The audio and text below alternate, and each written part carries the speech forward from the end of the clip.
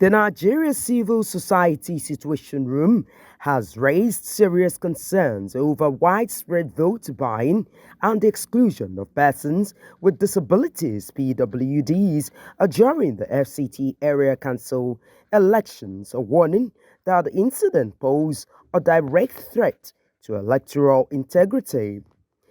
Addressing journalists in Abuja, co-convener of the coalition, Celestine Odo, disclosed that in polling units 008, 056, 057, and 058 in Gidan Mangoro ward of Amak, votes were openly traded for as much as 10,000 naira each.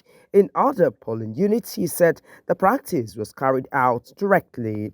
He warns that such inducement undermines the credibility of the democratic process.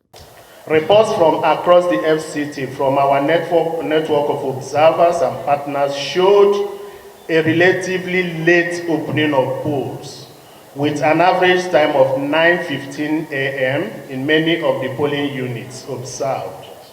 In places like the Kwali Area Council, INEC personnel and materials arrived on time and voting began early.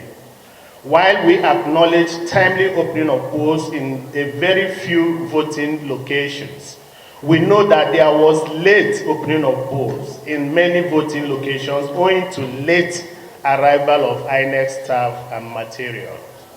Turnout. The residents were seen going about their normal businesses during early hours of voting, mostly in the AMAC.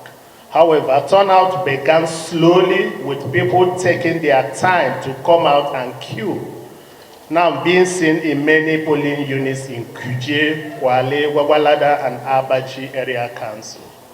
The bimodal voter accreditation system, BVAS, was reported to have performed efficiently with a 1-minute average turnaround time for accreditation of a voter in majority of the polling units.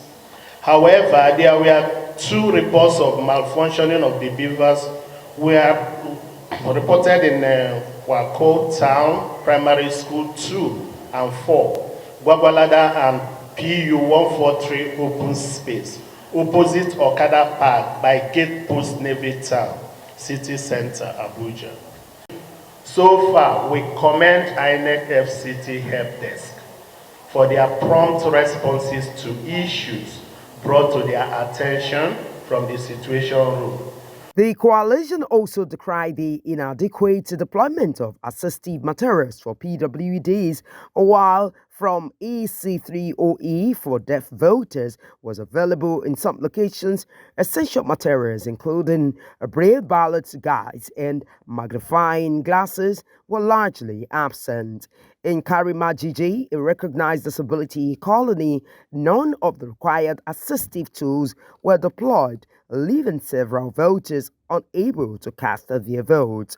Despite the lapses, the group commended INEC's FCT Help Desk for its prompt response to observer complaints and urges security agencies to maintain professionalism as voting concluded and coalition commenced.